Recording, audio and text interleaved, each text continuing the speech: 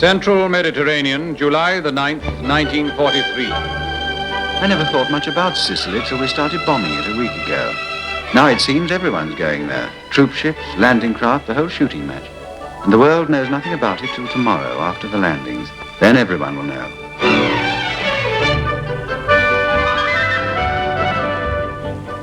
I suppose Sicily's part of Europe, really, although it's an island.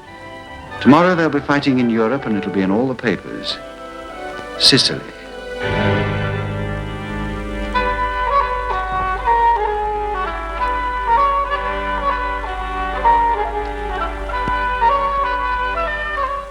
Even with the Germans here, our village is very peaceful and very beautiful. Here in the site of Etna, our lives are the same as they have always been. The men work in the fields and tend their goats. Our children are naughty, as all children are, perhaps only a little more. But now the German airfields here are being bombed. We feel the war is coming to us soon.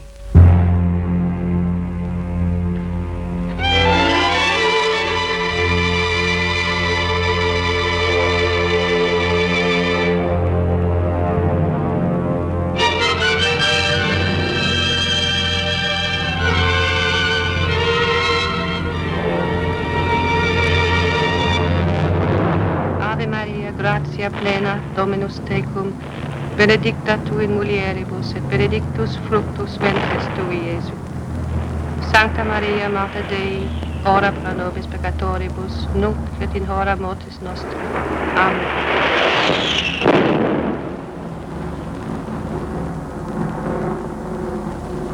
For this attack, our air supremacy is complete. Not even the Luftwaffe can challenge us over Sicily. And the Italians only want peace. We land in the early hours of July the 10th. The British 1st Airborne Division and the American 82nd, the American 7th Army, and the British 8th.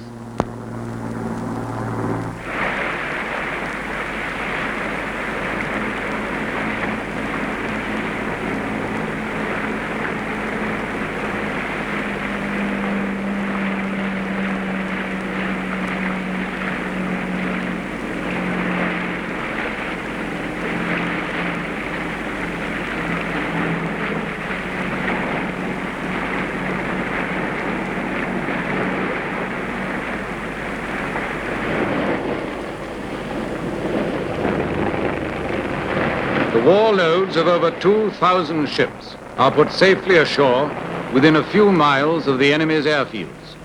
The liberation of Europe has begun.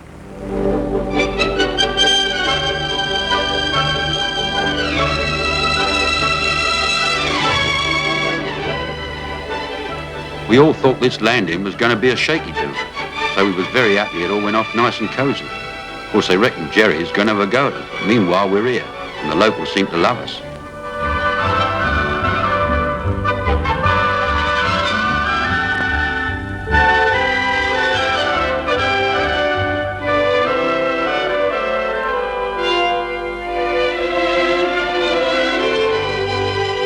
It takes the Allied command a month to drive the German army out of the island.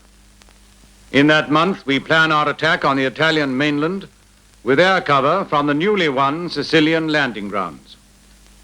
On September the 3rd, the British 8th Army will cross the Straits of Messina to the toe of Italy and advance north. On September the 9th, the US 5th Army will land at Salerno. Air cover will be given by the Tactical Air Force and sea fires of the Fleet Air Arm. Salerno.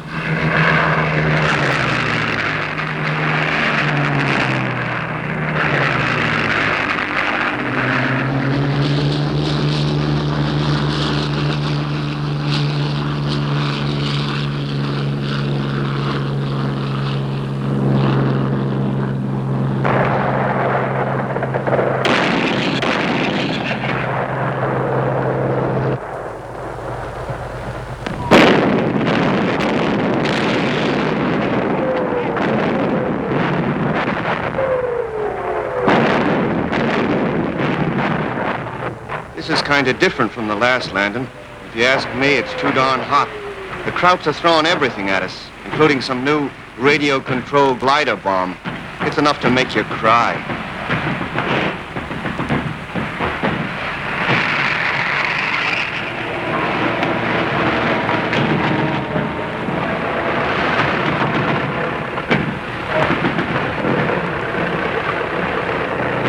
The sappers build airstrips for us on the beachhead.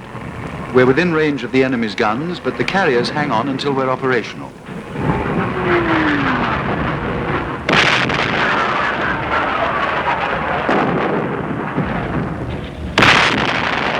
Our fighters give really close support using these airstrips.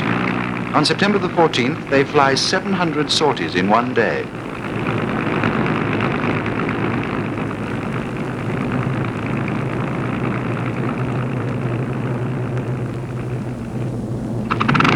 September the 15th.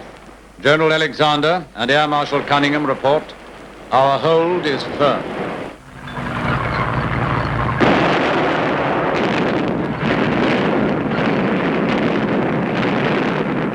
German resistance at Salerno breaks.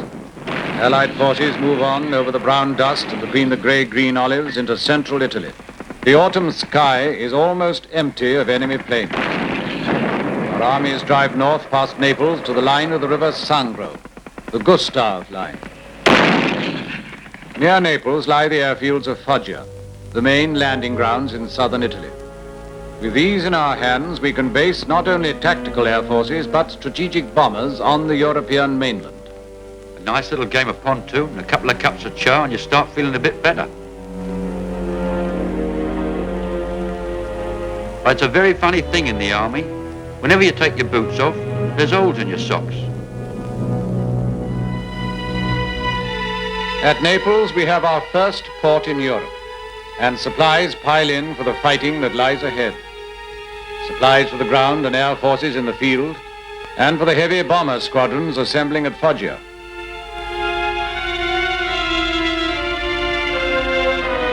Supplies for the people of the liberated, ruined, half-starving towns. Supplies for the citizens of Naples. Disease and the disruption of life. Here is our first taste of the aftermath of fascism. And here begins the patching up of a world that has died. The Germans have added their own demolitions to our bombing. Even the generators and the power stations have to be replaced before the life of Naples can start again.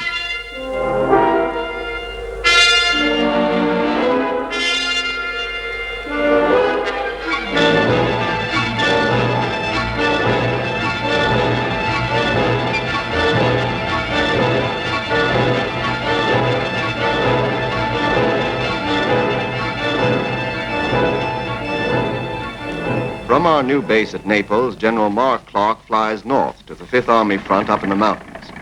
Flying will be about the only way of moving around in this theater of war when winter starts.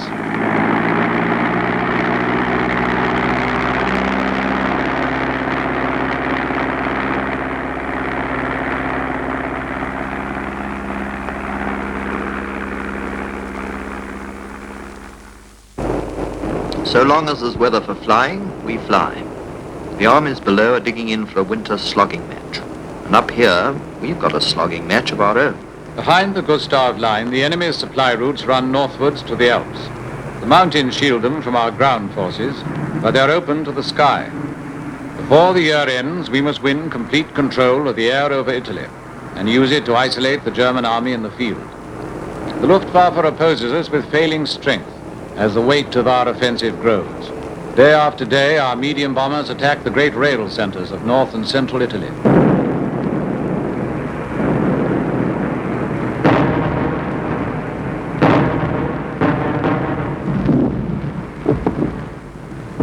Bolzano, Pisa, Bologna, Mestre, Civitavecchia. These are our targets.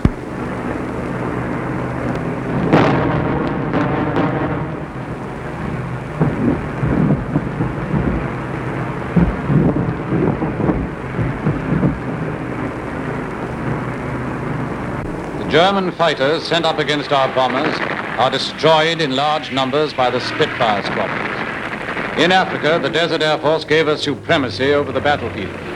In Italy, they give it us again.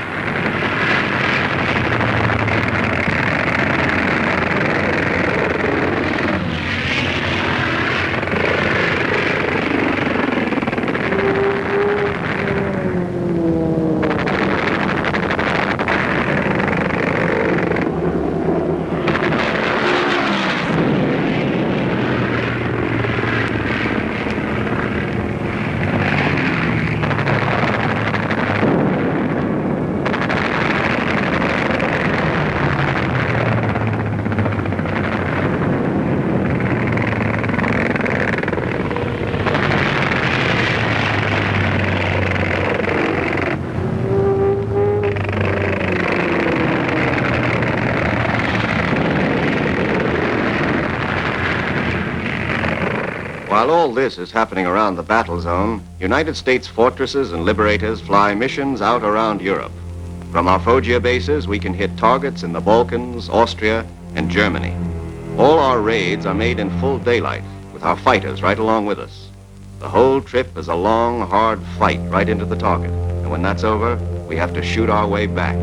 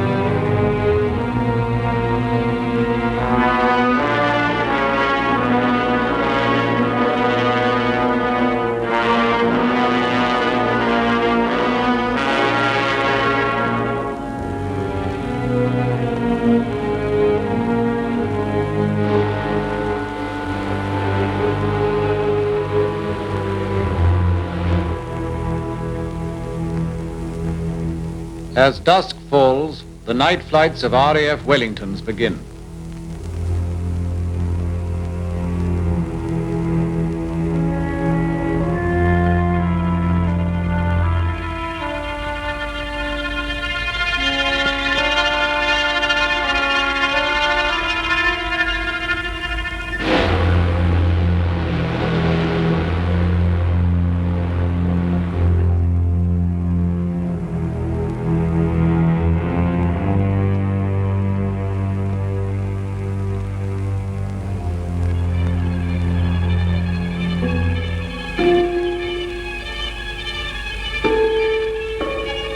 For them, the darkened cities of Lombardy, the Adriatic, the Danube Valley will burst into light and flame, and their fires will burn through the winter darkness.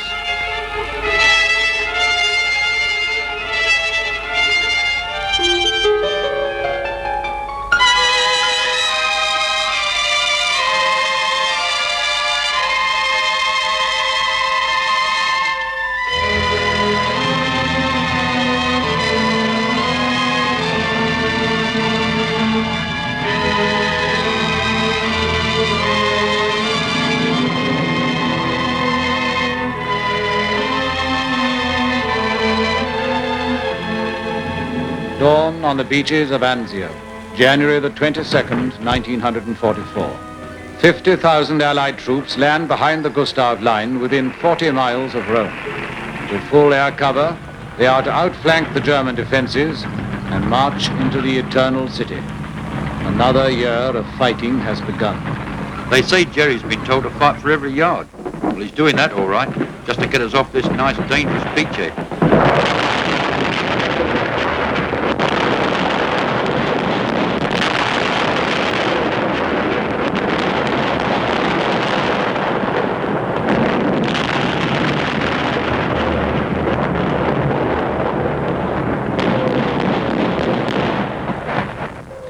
The Wehrmacht nearly succeeds, though with scarcely any air cover. Nearly, but not quite. Supported by bombardment from air and sea, the beachhead holds.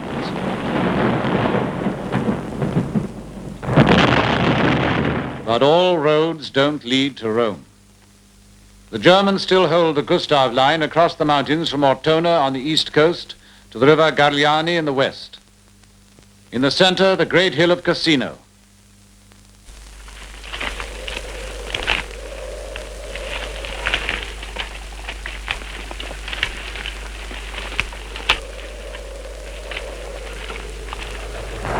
Troops from America and the British Commonwealth have tried in vain to reduce Cassino. A long, bitter battle across scarred hillsides against a garrison of German paratroopers.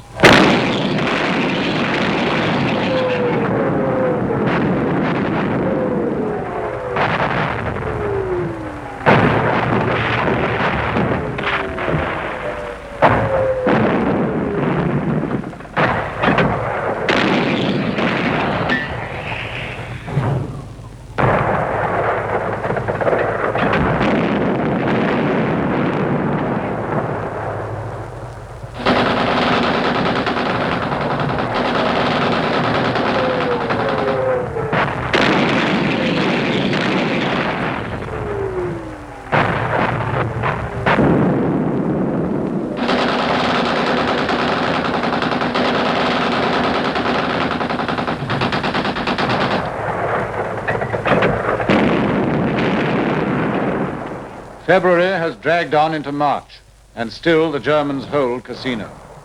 Here on the spurs of the Apennines is the cruelest of battlefields, a comfortless waste of rubble and rock. But although the Germans hold the hill, we control the sky above it. And from the sky we can send supplies and support to our attacking troops.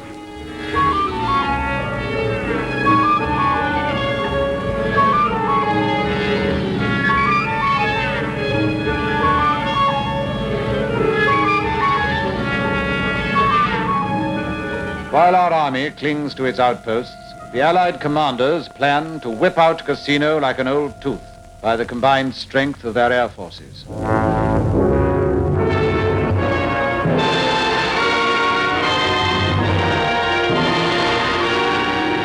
March 15th. We turn out everything that flies. The Strategic Air Force, the Tactical Air Force, the Desert Air Force, the Air Support Command.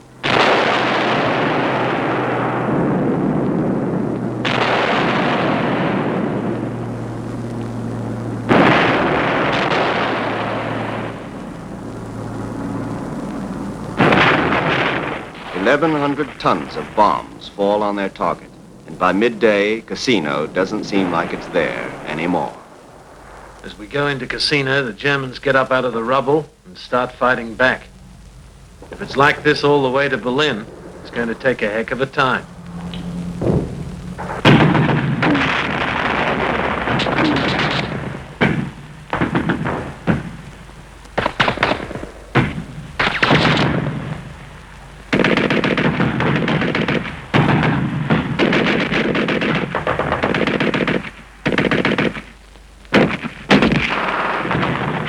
May the 18th, Cassino, outflanked and isolated, is finally captured by Polish troops. The remnants of the 1st German Paratroop Division surrender. This is the Italian spring in the year of grace and glory 1944. Spring and Operation Strangle. With cannon, machine gun and rocket, hundreds of fighter sorties cut across the enemy's supply lines.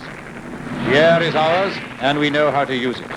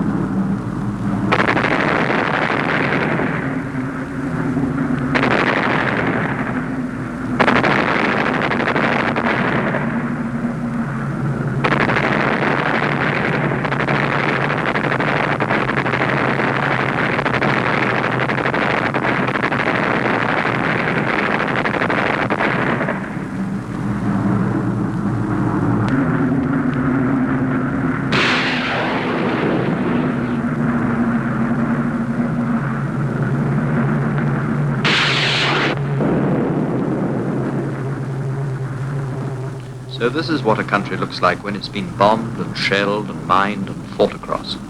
This is the trail of war leading into Europe.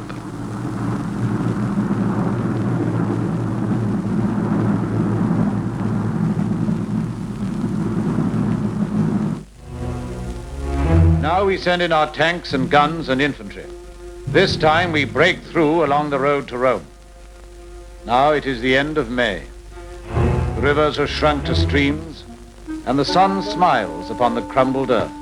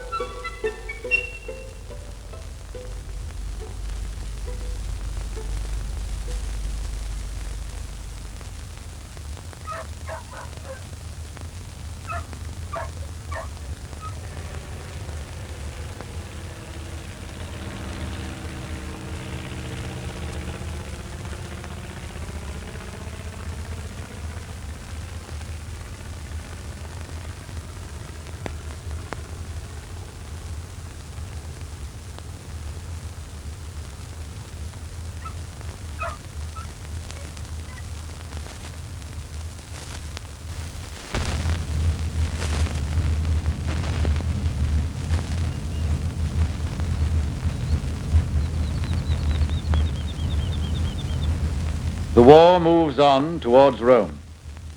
Allied bombardment from air and ground has shattered the towns and villages that now lie deserted and silent, empty as the Axis hopes that have died here in Italy.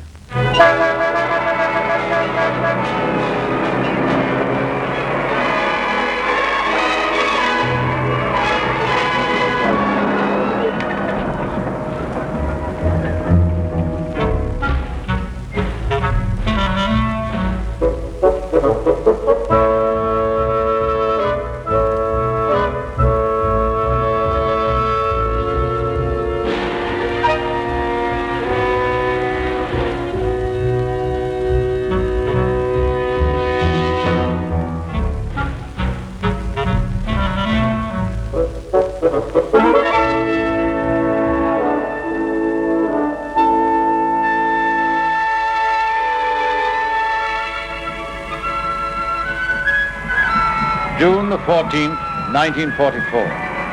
The Allies enter the Holy City, the open city, the liberated city, Rome.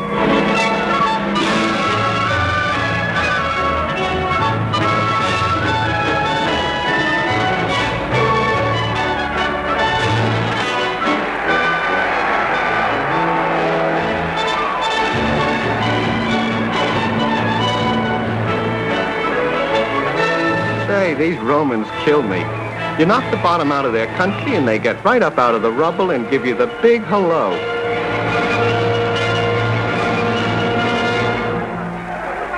And you know, it's a very funny thing.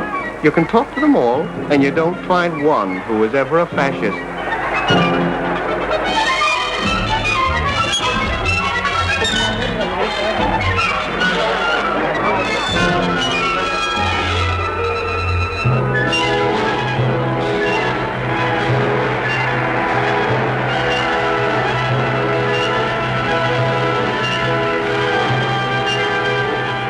Rome has known many armies, many invasions and liberations.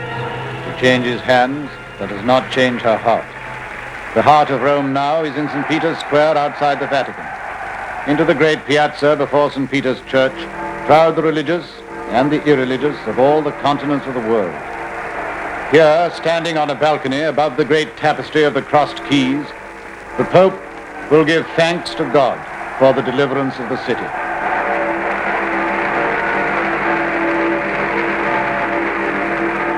Two days after reaching Rome, we hear about the D-Day landings in Normandy. The war has moved on to France. Here in Italy, we've got what we wanted to get, and now we're moving on too. A large striking force is leaving Italy.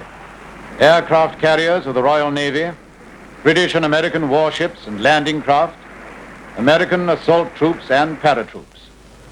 A year ago, our armada sailed to Sicily, and our aircraft flew missions from Africa to the Mediterranean islands. Now we are taking off to the beachheads of southern France.